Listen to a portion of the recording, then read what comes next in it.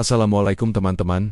Selamat datang di channel ini. Di sini kita akan menjelajahi kisah-kisah misteri, pengalaman mistis, dan peristiwa yang sulit dijelaskan. Siapkan diri kalian, karena setiap cerita menyimpan rahasia yang mungkin belum pernah kalian dengar sebelumnya.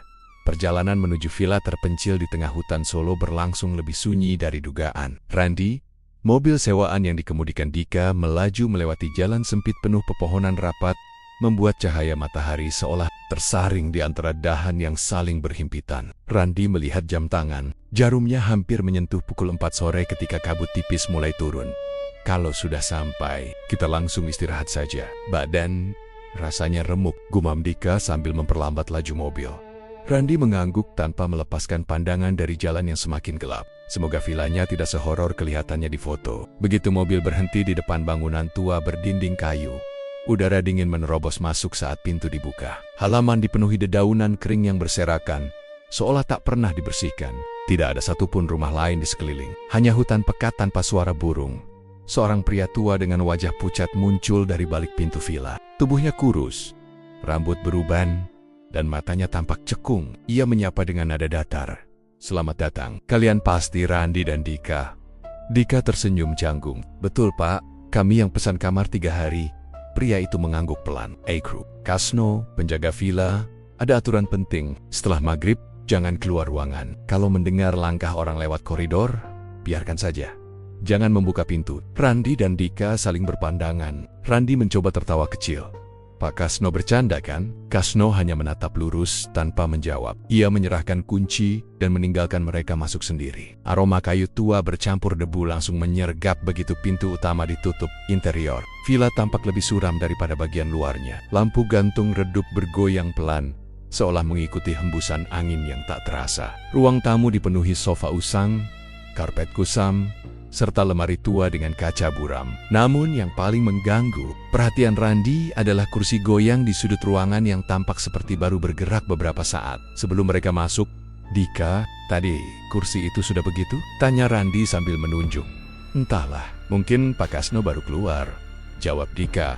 Meski nadanya ragu, mereka menuju kamar masing-masing yang terletak di ujung lorong. Langkah kaki memantul di dinding kayu, menciptakan gema lembut yang terasa tidak wajar. Kamar Randy berada di sebelah kiri, sedangkan milik Dika di kanan. Randy membuka pintunya dan menemukan ruangan sederhana berisi ranjang kayu, meja kecil, dan jendela yang menghadap hutan lebat. Saat matahari tenggelam dan azan maghrib terdengar samar dari kejauhan, suasana villa berubah semakin dingin. Dika menggetuk pintu kamar Randy.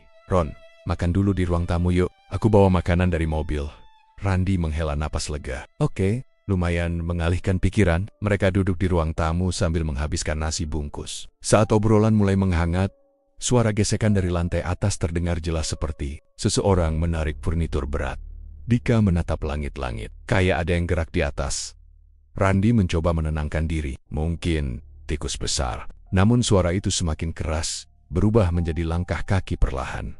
1, 2, 3 langkah. Lalu berhenti tepat di atas posisi mereka. Dika memito. "Randy, yang nginap cuma kita berdua kan?" "Jelas. Pak Kasno bilang tidak ada tamu lain."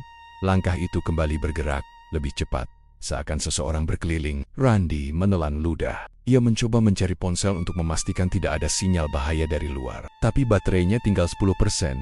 Malam semakin pekat. Ketika mereka kembali ke kamar, suasana lorong tiba-tiba berubah sangat menusuk. Seperti ada kehadiran lain mengikuti dari belakang. Randy mempercepat langkah dan masuk ke kamarnya. Beberapa jam berlalu.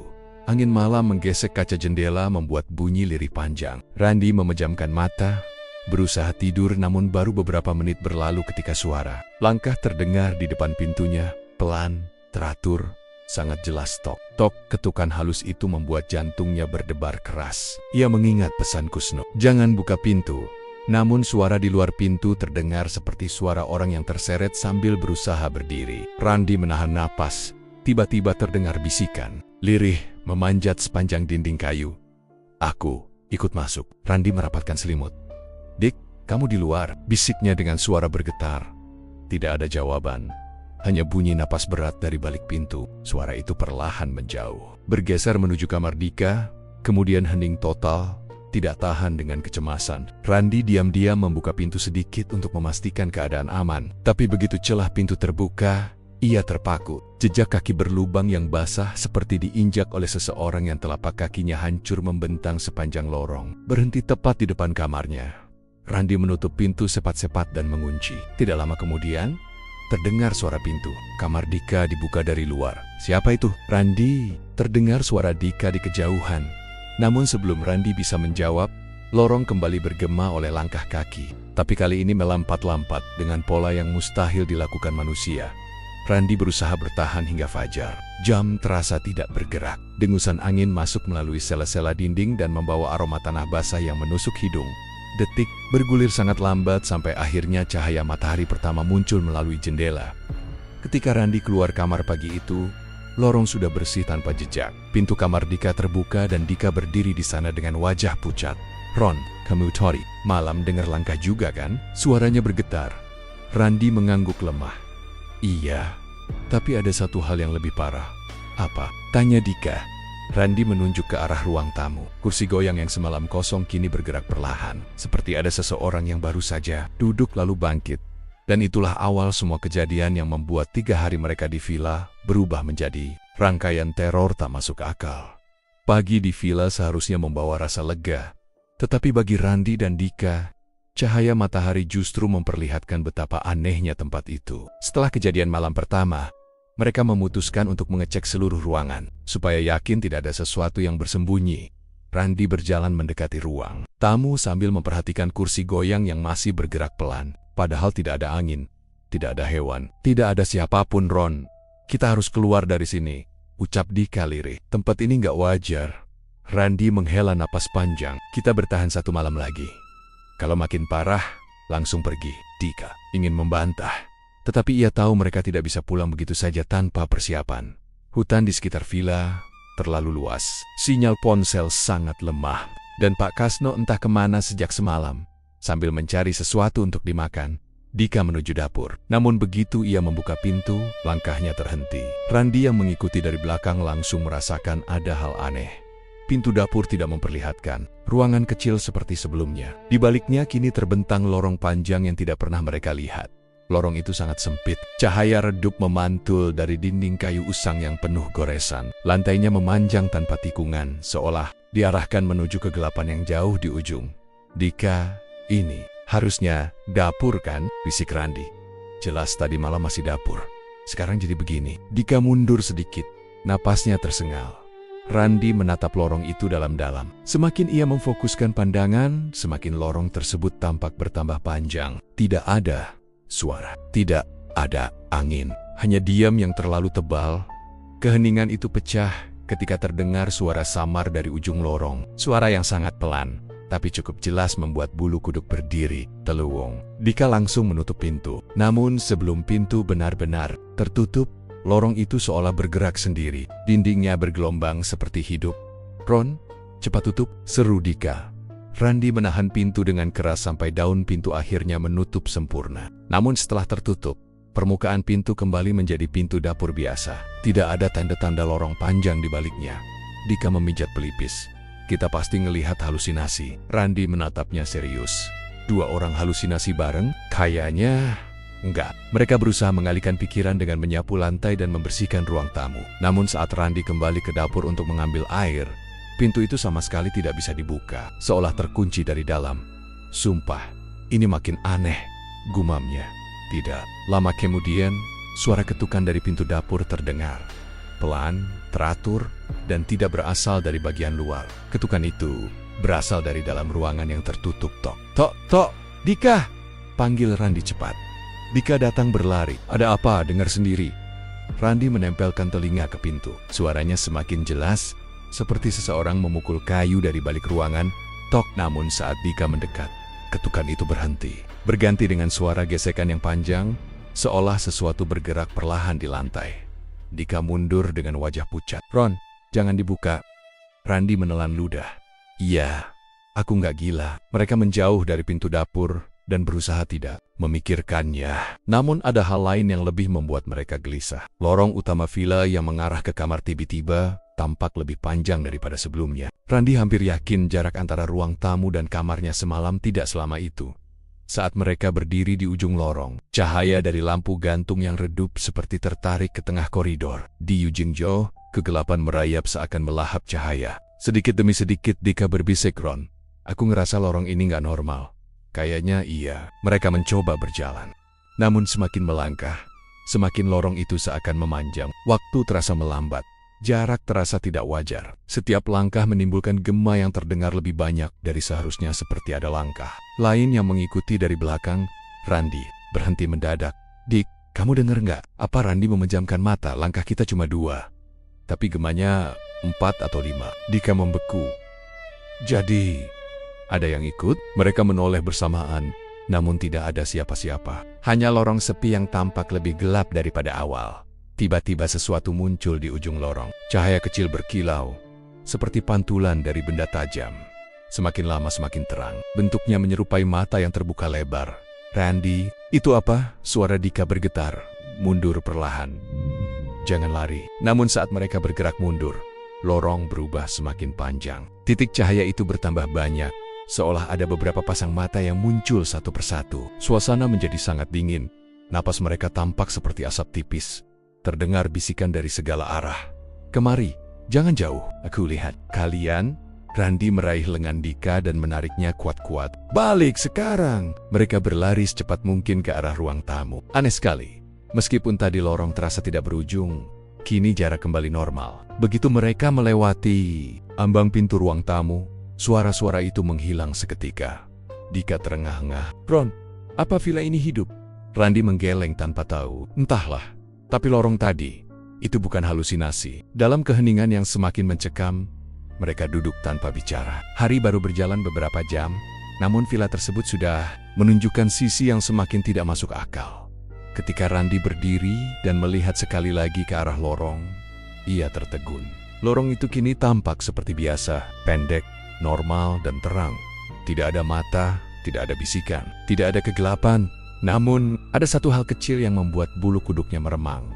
Di dinding sebelah kiri, muncul goresan baru tulisan tipis, seolah diukir menggunakan kuku. "Kalian sudah memulai langkah pertama." Randy memanggil Dika dengan suara serak. "Dik, kayaknya villa ini punya rencana buat kita. Dan itu baru awal dari teror yang menunggu mereka di hari berikutnya." Sore, hari datang dengan cepat, seakan waktu di villa bergerak tidak wajar. Setelah kejadian lorong yang memanjang dan menghilang, Randy serta Dika lebih banyak duduk di ruang tamu sambil mencoba memahami apa yang sebenarnya terjadi di tempat itu. Hutan di belakang villa tampak semakin pekat, meski matahari masih menggantung di ufuk barat. Dika mengusap wajahnya. "Ron, jujur aja, aku mulai nggak kuat. Setiap ruangan di sini kayak berubah sesuka hati." Randy menatap jendela besar yang langsung menghadap hutan gelap. "Aku juga ngerasa begitu, tapi kalau kita keluar mendadak, belum tentu dapat jalan. Yang benar, hutan ini bisa bikin kita tersesat." Dika terdiam. Angin sore membawa aroma lembab yang menusuk hidung. Daun-daun bergetar pelan. Suasananya terlalu sunyi, seolah seluruh hutan menahan napas. Ketika matahari mulai tenggelam sepenuhnya, cahaya kecil muncul di antara pepohonan. Sekilas tampak seperti kilatan kuning, bergerak sangat perlahan. Randy menyipitkan mata.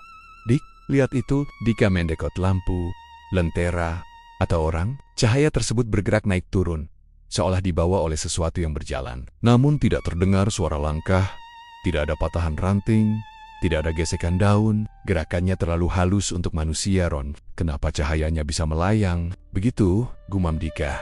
Randy tidak menjawab. Ia memperhatikan titik cahaya itu yang semakin dekat, melewati celah ranting, lalu berhenti tepat di garis batas tanaman semak. Dari dalam villa, cahaya itu tampak seperti bola kuning kecil yang berdenyut perlahan, tanpa peringatan. Cahaya itu mendadak padam. Hutan kembali gelap. Randy menelan ludah. Hilang, belum sempat mereka menarik napas lega, cahaya baru menyala. Lagi lebih besar, lebih terang dan kini berada hanya beberapa meter dari jendela.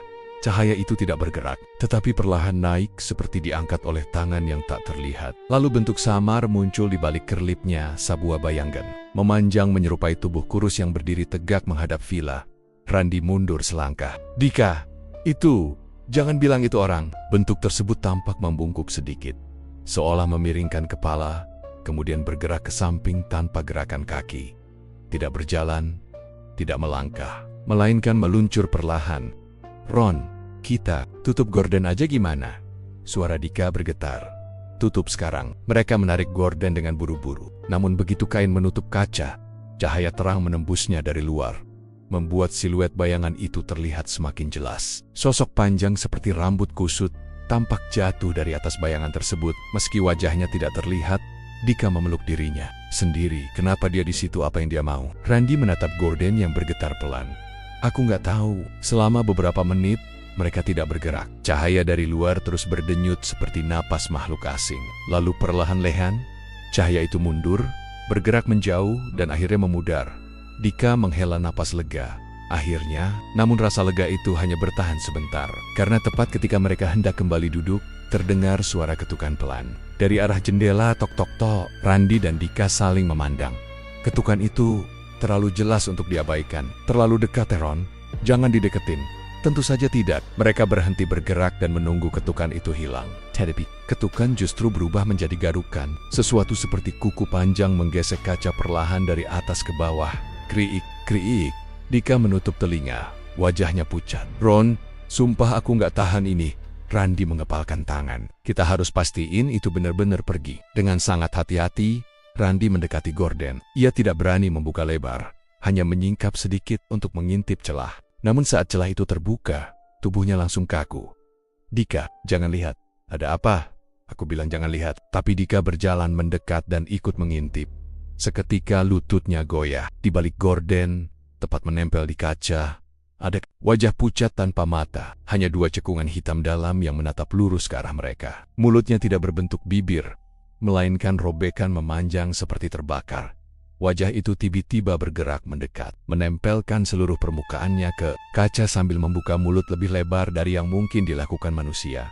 Randi dan Dika menutup gorden secepat mungkin. Cahaya dari luar berkedip liar, lalu hilang seketika. Keheningan kembali menyergap, tetapi kali ini terasa jauh lebih mengancam. Setelah beberapa lama tidak ada suara, mereka duduk di sofa dengan tubuh gemetar. Randi mencoba mengatur napas. Dia masih di luar? Mudah-mudahan enggak, jawab Dika lirih ketika malam mencapai puncaknya. Mereka memutuskan untuk tidur lebih cepat demi menghindari kepanikan. Namun rasa gelisah membuat setiap suara kecil terdengar seperti ancaman. Randi berbaring di kamarnya dan menatap langit-langit. Ia mencoba memejamkan mata, tetapi bayangan wajah pucat tadi terus muncul dalam pikirannya. Belum lama ia hampir tertidur. Terdengar suara halus dari jendela. Tok, tok. Randi menarik selimut sampai ke leher. Jangan buka mata, jangan buka mata, bisiknya sendirian. Namun suara ketukan itu berubah menjadi gesekan halus. Sesuatu seperti yari-yari panjang meraba bagian luar kaca jendelanya. Gerakan itu lambat, hot, seolah makhluk itu memastikan Randi benar-benar ada di dalam. Beberapa saat kemudian, suara itu berhenti. Tidak ada ketukan, tidak ada gesekan. Randi akhirnya tertidur karena lelah mental. Tapi ketika pagi datang, ia langsung terbangun oleh teriakan Dika dari ruang depan. Ron, cepat ke sini. Randi berlari keluar kamar. Dika berdiri di depan jendela ruang tamu dengan wajah pucat. Ia menunjuk kaca yang kini dipenuhi bekas garukan panjang. Bekas itu tidak mungkin dibuat manusia, karena garisnya dalam dan melengkung, seperti cakar. Namun bukan itu yang membuat mereka terpaku di luar jendela. Tepat di tengah tanah becek, tampak jejak cahaya samar mengambang, seolah sisa lentera yang padam perlahan, meninggalkan titik-titik kecil berwarna kuning. Randi mendekat. Jadi, cahaya itu bukan cuma bayangan. Dika menelan ludah. Ron, makhluk itu semalam nungguin kita di luar. Randi mengepalkan tangan, menahan gemetar yang hampir tidak bisa dikendalikan. Kita harus cari tahu apa yang sebenarnya tinggal di hutan ini sebelum dia masuk ke dalam. Pagi itu, meski matahari sudah tinggi, suasana villa tetap muram. Cahaya yang masuk melalui celah jendela terasa hambar, seolah tertahan oleh hawa dingin dari dalam bangunan. Randi dan Dika duduk di ruang tamu sambil memandangi bekas cakar panjang di kaca yang tersisa dari kejadian malam sebelumnya. Ron, kita harus cari tempat yang aman. Mungkin Pak Kasno tahu ruangan yang bisa dipakai buat ngumpet, ucap Dika sambil menggenggam ponsel yang baterainya hampir habis. Masalahnya, Pak Kasno dari kemarin nggak muncul lagi, jawab Randi.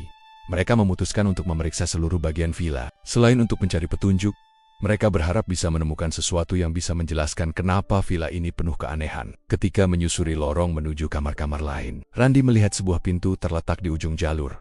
Tertutup rapat dan tampak jauh lebih tua dibanding pintu lainnya. Kayu pada permukaannya memiliki pola ukiran yang hampir hilang dimakan waktu. "Dick, kamu pernah lihat pintu ini terbuka?" tanya Randy. "Belum. Kayaknya dari awal kita datang pintunya memang begitu." Randy memegang gagang pintu. "Aneh. Dinginnya, tidak wajar. Seperti memegang logam yang disimpan di ruang beku." Meski begitu, pintu itu perlahan terbuka ketika didorong. Di baliknya, tampak kamar yang berbeda dari ruang-ruang lain. Lampu gantung tua di tengah langit-langit mengayun pelan. Meski tidak ada angin, debu menutupi hampir semua permukaan, kecuali meja kecil di dekat dinding yang tampak lebih bersih. Di atasnya, terletak bingkai foto besar dengan kaca kabur. "Aku nggak suka tempat ini," bisik Dika. "Kita cuma lihat sebentar, terus keluar. Mungkin ada sesuatu yang bisa jelasin apa yang terjadi." Randy mendekat ke meja. Kaca foto tertutup debu tebal. Dengan tangan yang gemetar, ia menyeka sebagian permukaannya. Gambar yang muncul membuat keduanya menahan napas. Foto itu menampilkan sebuah keluarga, seorang pria, wanita, serta seorang anak perempuan kecil. Mereka mengenakan pakaian lama dan berdiri di depan villa yang sama namun terlihat jauh lebih baru. Namun, ada satu hal yang membuat foto itu mengganggu. Wajah keluarga tersebut tampak memudar. Bukan pudar karena usia, melainkan seperti terhapus bagian dari dalam gambar. "Ron, kenapa muka mereka hilang?" tanya Dika pelan.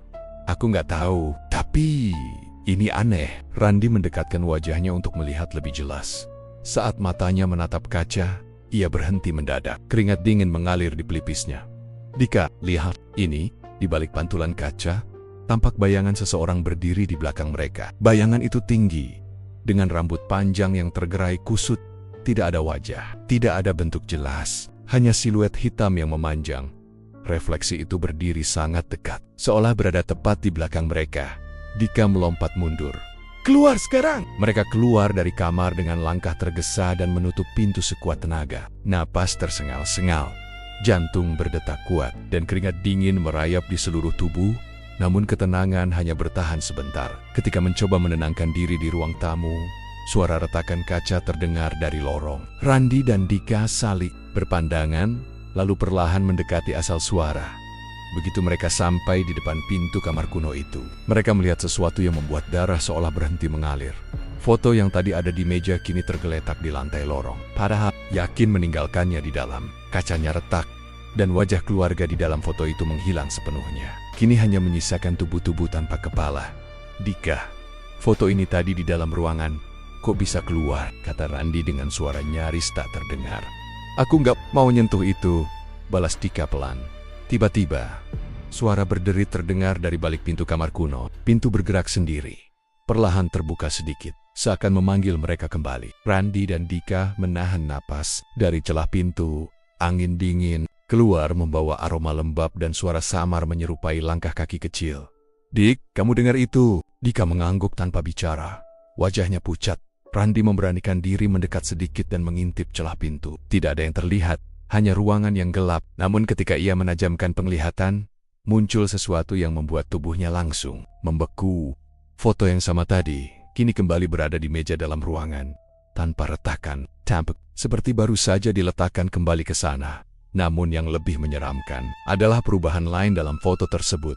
Wajah keluarga itu sudah kembali, tapi mata mereka hitam seluruhnya. Tidak ada pupil, tidak ada warna, hanya kehampaan total.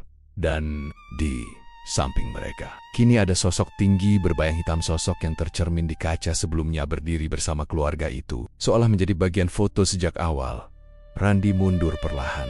"Dika, kita nggak boleh masuk ke ruangan itu lagi. Ron, tolong bilang kalau kamu cuma melihat bayangan salah." "Dika, sosok itu ada di dalam foto, dan dia sekarang berdiri lebih dekat." Mereka menutup pintu perlahan dan berlari ke ruang tamu tanpa menoleh ke belakang. Ketika duduk di sofa, Randy mengusap wajahnya keras-keras. "Aku takut kalau kamar itu berubah sesuai sama apa yang ada di dalam villa ini. Kayak kamar itu bagian dari makhluk yang tinggal di hutan."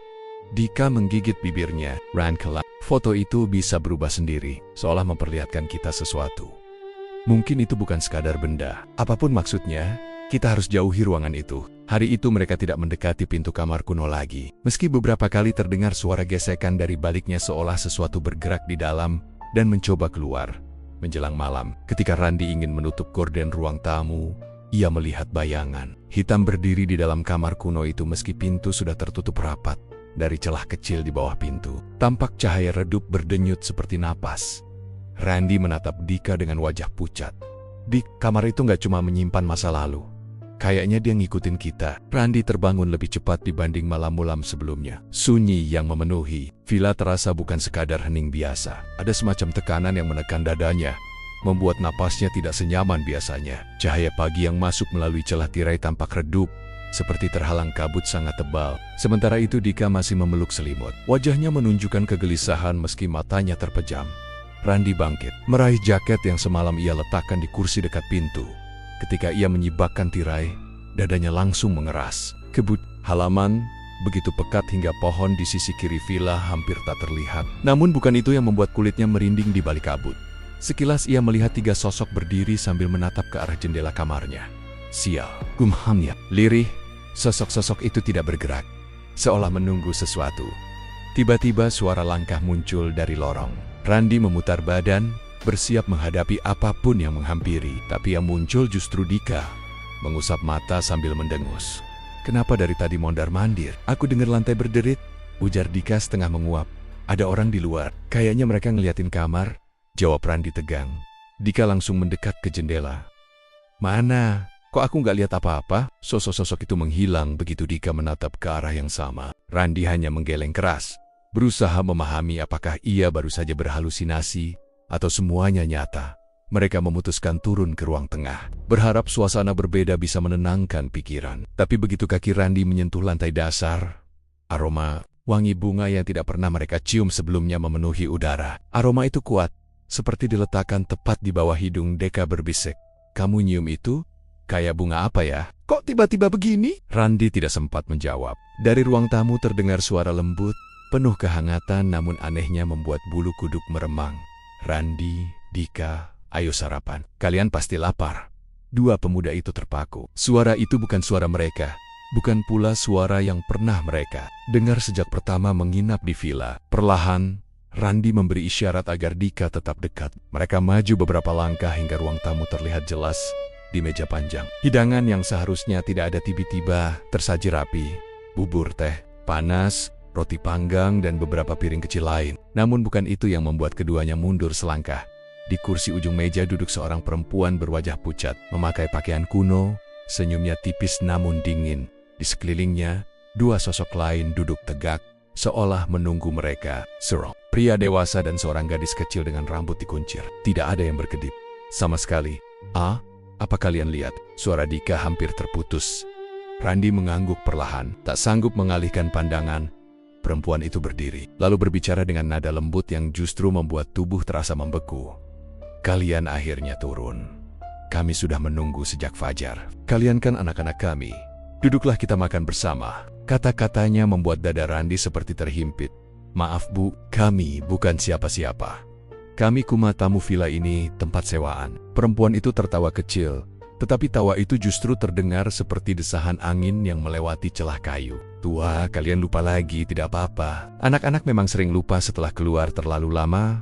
Ayo, duduk. Ayah kalian juga rindu." Pria yang duduk di kursi panjang menoleh tanpa menggerakkan tubuh. Tatapannya kosong, namun menancap dalam. Gadis kecil di sampingnya tiba-tiba menoleh ke Dika dan berkata pelan, "Kamu kakak kan? Ayo main setelah sarapan." Dika memegang lengan Randi kuat-kuat.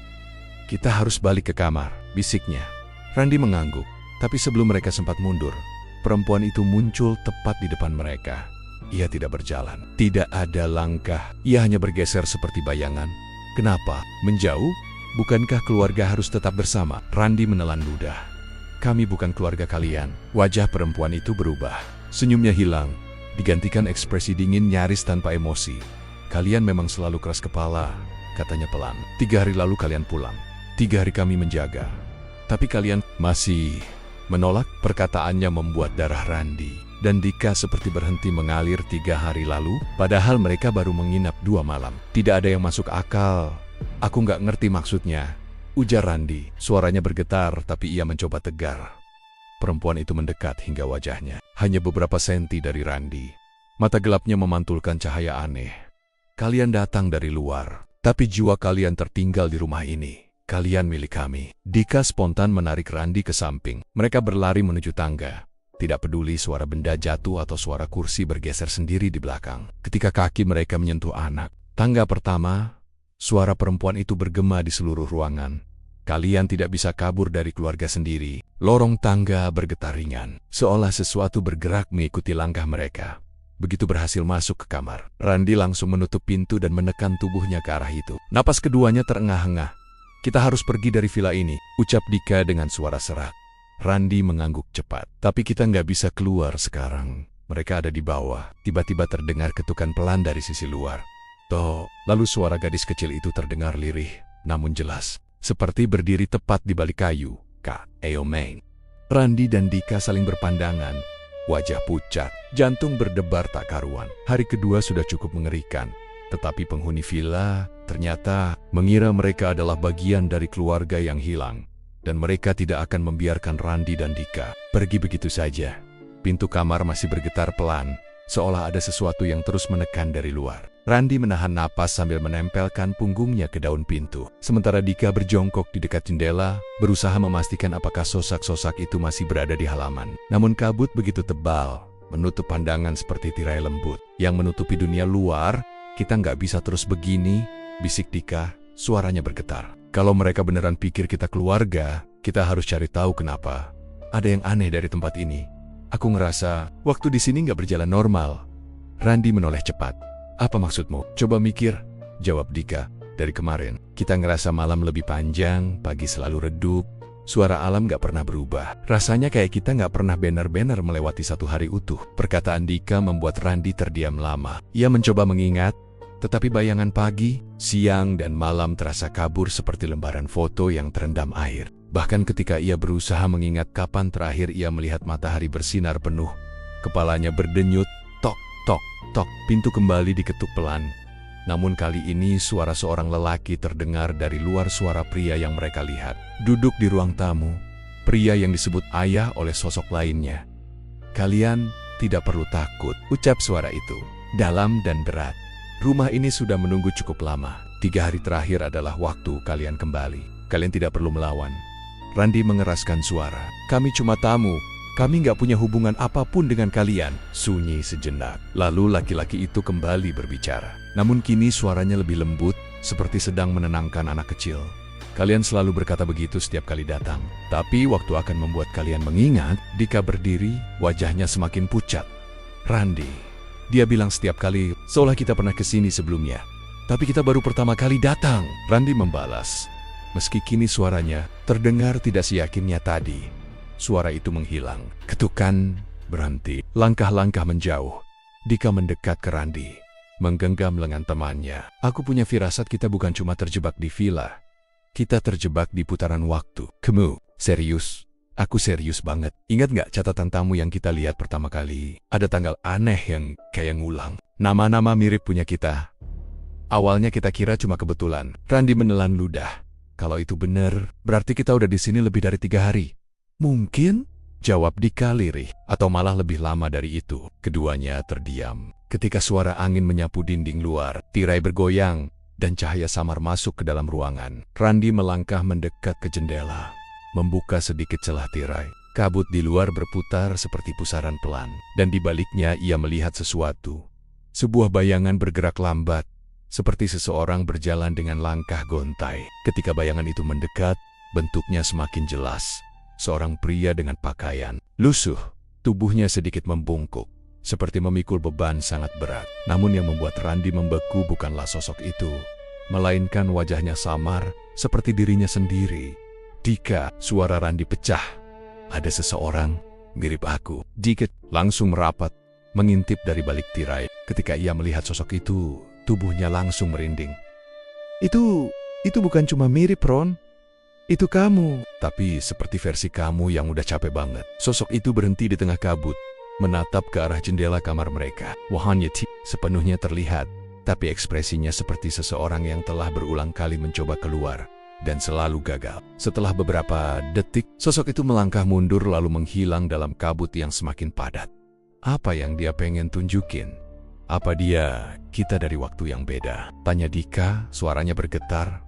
Randi mundur dari jendela. Kalau itu benar, berarti kita pernah terjebak sebelumnya dan kita gagal keluar.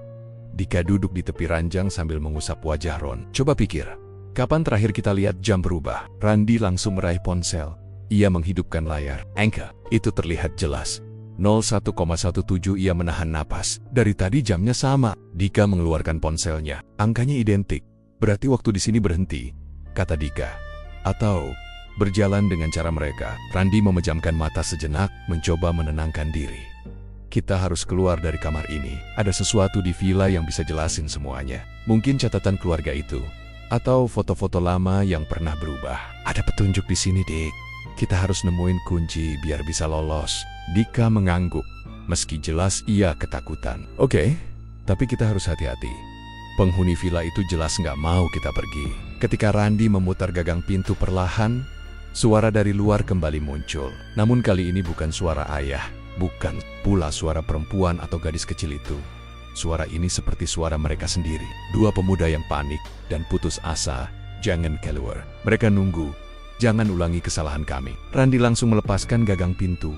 Dika tertegun. Itu suara kita? Randi tidak menjawab.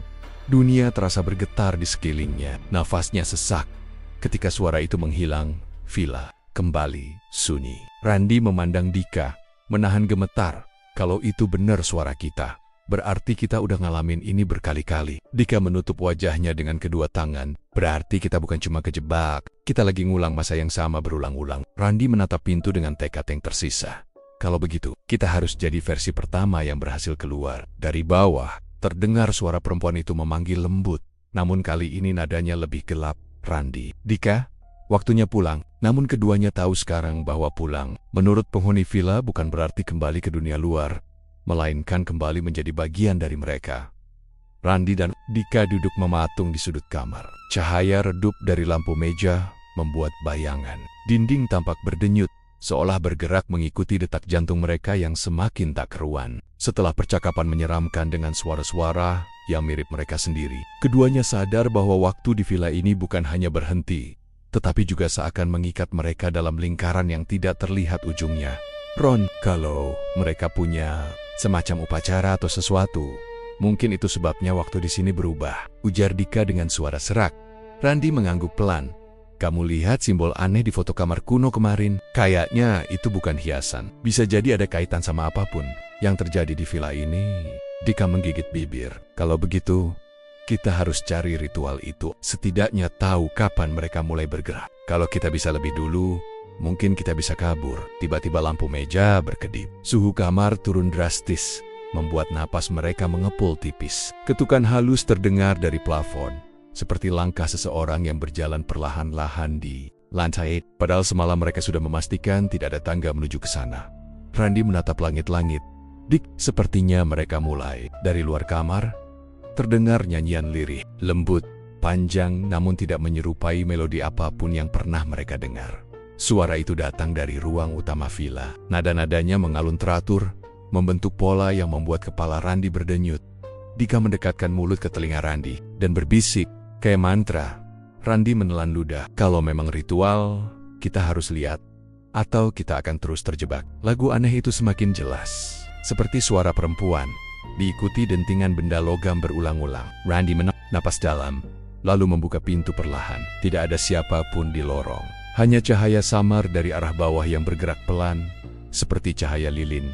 Mereka melangkah turun tanpa suara. Tangga berderit, namun musik dari ruang tengah menutup bunyi itu. Ketika mereka sampai di ruang bawah, pemandangan yang muncul membuat tubuh mereka membeku. Ruang tamu yang tadinya kosong kini dipenuhi kabut tipis. Di tengah ruangan, perempuan berwajah pucat itu berdiri sambil memegang lilin tua yang menyala dengan api biru redup. Pria berwajah dingin yang disebut ayah berdiri di belakangnya, memegang benda mirip tongkat kecil dari kayu gelap. Gadis kecil duduk di lantai sambil memainkan tali anyaman.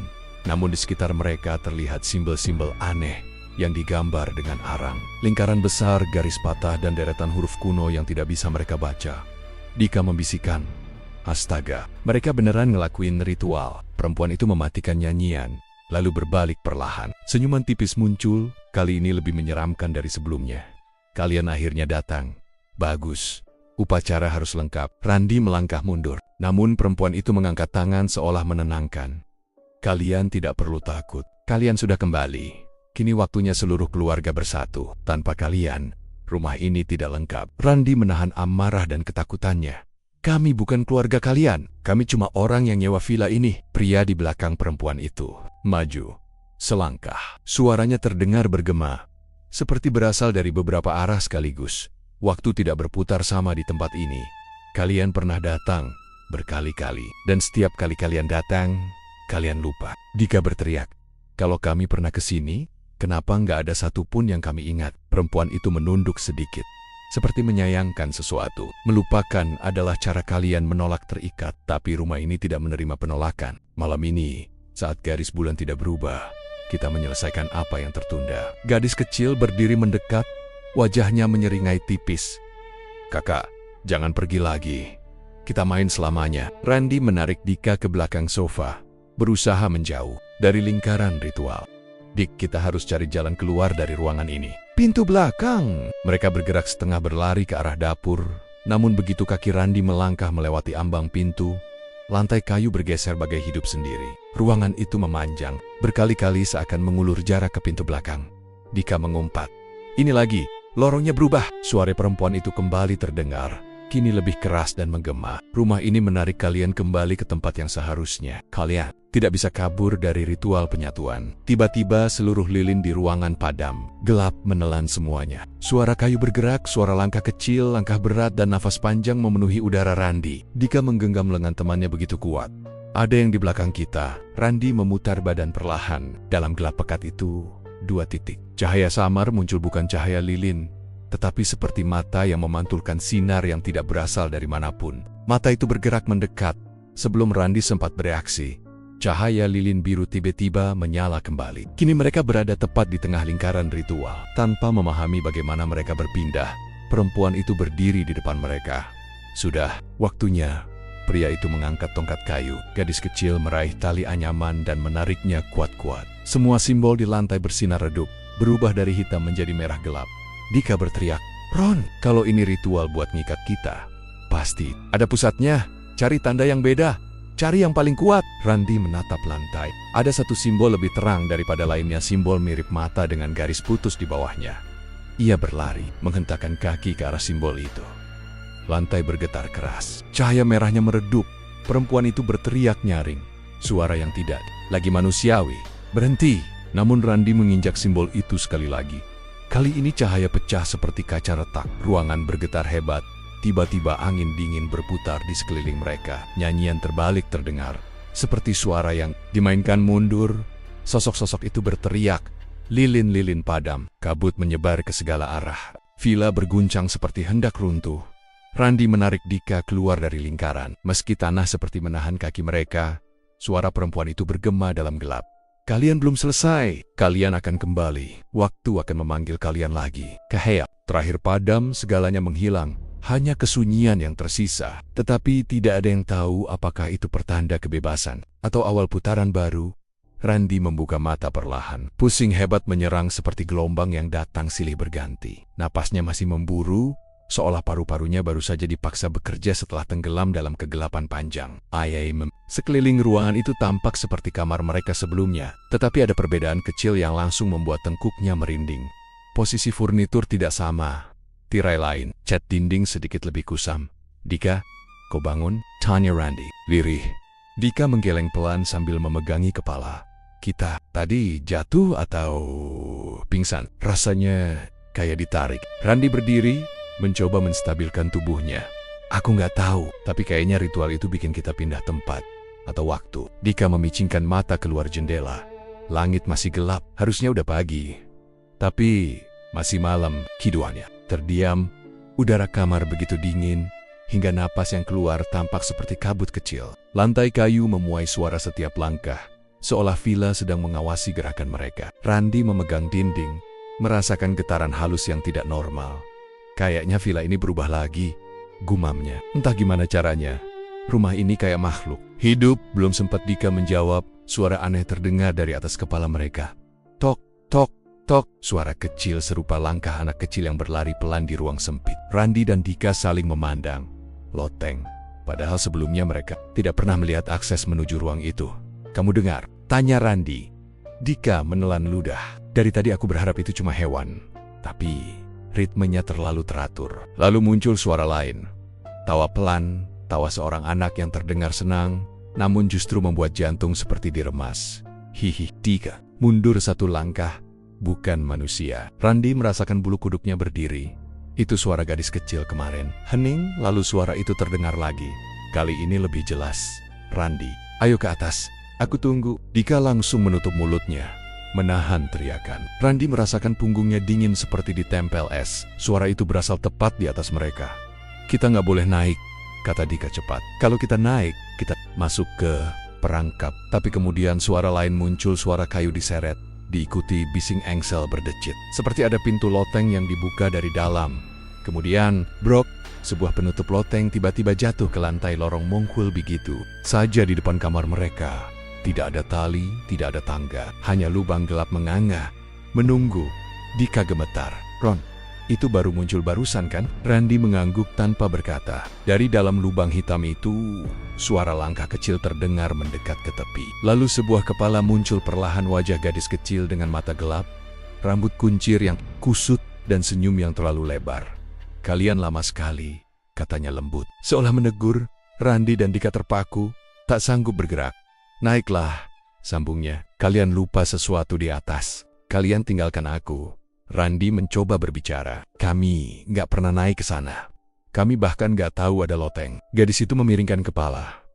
Tentu kalian tahu. Dulu kalian main sama aku di atas. Kalian berdua janji mau balik. Tapi kalian pergi. Dika berbisik pelan. Dia ngomong kayak kita pernah tinggal di sini. Gadis itu merayap sedikit ke bawah. Tangannya kurus, kulitnya pucat seperti kertas. Naiklah, aku mau tunjukkan sesuatu. Randi menarik Dika, mencoba menjauh. Namun ruangan terasa menyempit. Udara menjadi berat seperti menekan dada mereka. Gadis itu mengangkat jarinya dan mengetuk bibirnya sendiri.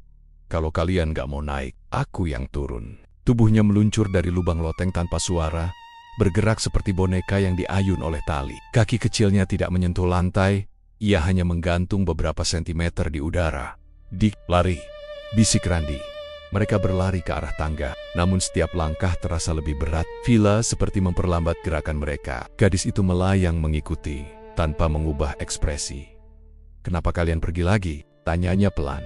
Bukannya kita keluarga? Randi mengabaikan. Mereka menuruni tangga dengan penuh panik. Namun di bawah, sosok lain muncul. Perempuan pucat, berdiri diam sambil menatap mereka. Di belakangnya, pria yang disebut ayah berdiri. Tegak, wajahnya tanpa emosi. Kalian kembali lagi, ucap perempuan itu. Ritual belum selesai. Dika memeluk lengan Randi. Kita terjebak di tengah. Atas ada anak itu, bawah ada mereka. Gadis kecil turun mendekat. Kini berdiri tepat di belakang mereka, meski kakinya tetap tidak menjejak lantai. Kalian tidak boleh pergi. Kita butuh kalian untuk menyelesaikan penyatuan. Suara perempuan itu menyusul. Rumah ini menahan kalian, agar waktu tidak bergerak tanpa kalian. 3 hari bukan 3 hari. Ini semua adalah pengulangan. Gadis kecil menyentuh lengan Dika. Sentuhan itu membuat suhu tubuhnya jatuh drastis. Kalian dulu tinggal di sini, bisiknya. Kalian lupa, tapi aku ingat. Randi menggertakkan gigi. Kami bukan bagian dari kalian. Kami cuma tamu. Ayah maju 2 langkah. Bukan. Kalian kembali untuk melengkapi lingkaran. Jiwa yang hilang selalu kembali ke sumbernya, Vela berkata. Simbol-simbol merah dari ritual sebelumnya muncul di lantai bawah. Kabut masuk melalui setiap celah dinding. Suara-suara samar bergema, suara Randi dan Dika dalam berbagai nada, seolah berasal dari versi-versi mereka yang lain. Ayo ke loteng, kata gadis kecil lagi. Kalian harus lihat yang kalian tinggalkan. Ruangan terasa semakin menyempit. Seakan Villa memaksa mereka memilih antara naik atau jatuh ke ritual mengerikan di lantai bawah. Dika menatap Randi dengan mata berkaca-kaca. Ron, kalau kita naik, kita mungkin lihat sesuatu yang gak boleh. Kita lihat. Randi menelan ludah. Tapi kalau tetap di bawah, kita diseret ke ritual itu. Suara perempuan itu menyahut, nada penuh kepastian. Kalian tidak bisa kabur dari masa kalian sendiri. Dan suara anak kecil itu, lembut namun menusuk. Kalian sudah pulang. Kalian tinggal memilih cara kembali. 2 pilihan, 2 bahaya, 1 kebenaran yang belum terungkap, dan keduanya tahu apapun yang ada di loteng. Itu adalah bagian dari teka-teki yang bisa membuka jalan keluar atau memenjarakan mereka selamanya.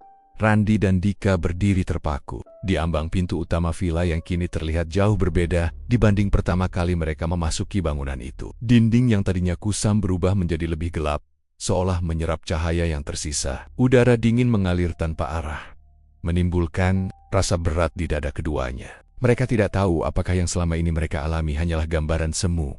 Namun satu hal pasti, sesuatu di dalam tempat itu tidak ingin mereka pergi. Randi menarik napas panjang. Dik, kita harus keluar sekarang. Kalau tidak, aku takut kita bakal terjebak selamanya. Dika menatap sekeliling dengan mata waspada. Aku juga merasa begitu. Dari tadi jalannya berubah terus. Kayak villa ini sengaja ngarahin kita. Suara langkah samar terdengar dari lantai atas. Tepat setelah itu, pintu-pintu di sepanjang lorong terbuka bersamaan, memperlihatkan ruangan-ruangan gelap yang seakan memanggil mereka masuk. Aroma lembab bercampur anyir menyeruak, membuat bulu kuduk keduanya berdiri. Jangan lihat ke sana, gumam Randi terlalu pelan, tetapi Dika sudah lebih dulu mengalihkan pandangannya. Dari balik salah satu pintu, muncul sosok perempuan berwajah pucat dengan rambut panjang menutupi sebagian wajah. Tubuhnya melayang sedikit di atas lantai. Dalam diamnya, ia seolah memperhatikan setiap gerakan mereka. Sorot matanya yang redup memancarkan rasa memiliki, seperti seseorang yang telah kehilangan sesuatu bertahan-tahan dan tiba-tiba menemukannya kembali. Dia ngeliatin kita, bisik Dika sambil mundur setapak. Aku tahu, pelan-pelan mundur, jangan bikin gerakan mendadak. Namun sebelum keduanya sempat melangkah, suara seperti kayu retak terdengar dari dinding belakang mereka. Bagian dinding itu perlahan membelah, menampilkan sebuah ruang kecil yang berisi meja kayu tua dan sebuah buku dengan halaman terbuka. Cahaya merah temaram berkelip dari balik lembarannya. Dika menelan ludah.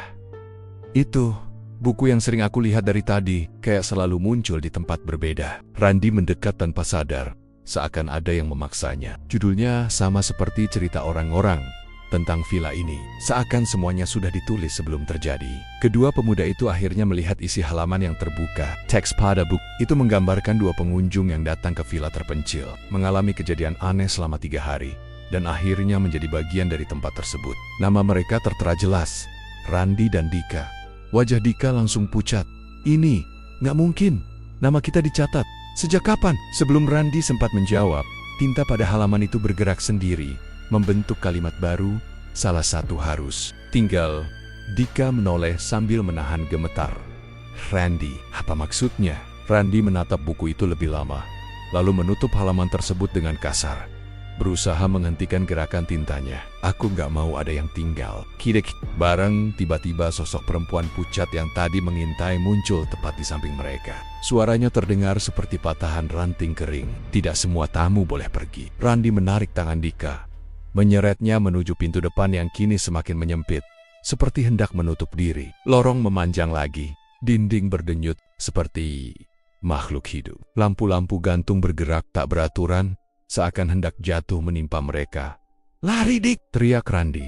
Mereka melewati ruangan yang berubah bentuk, menembus lorong yang sebelumnya tidak ada, hingga akhirnya cahaya dari luar villa tampak samar. Udara di luar terasa berbeda, lebih nyata, lebih hidup. Namun suara langkah banyak orang mengejar dari belakang, diiringi bisikan memanggil nama mereka. Terus, jangan nengok, seru Randi sambil menahan napas. Dika berlari dengan seluruh tenaga, tetapi tiba-tiba kakinya terasa berat, seolah ada tangan dingin mencengkeram pergelangannya. Ia sempat menjerit, Randi, pegeak. Randi kembali menarik Dika sekuat yang dia mampu. Dari balik kegelapan, tangan-tangan pucat keluar, mencoba menarik Dika masuk lagi. Jeritan halus terdengar, seperti ratusan suara meminta ditemani. Randi menggertakkan gigi. Kau nggak akan tinggal di sini. Ayo, usahanya berhasil setelah beberapa detik yang terasa seperti berjam-jam. Keduanya terpental keluar melalui pintu yang seketika menutup keras. Setelah itu, sunyi. Angin malam menyapu halaman villa yang kembali tampak biasa, seperti bangunan tua yang tak pernah dihuni. Mereka tergeletak di tanah dengan napas terengah-engah. Dika memegang dadanya.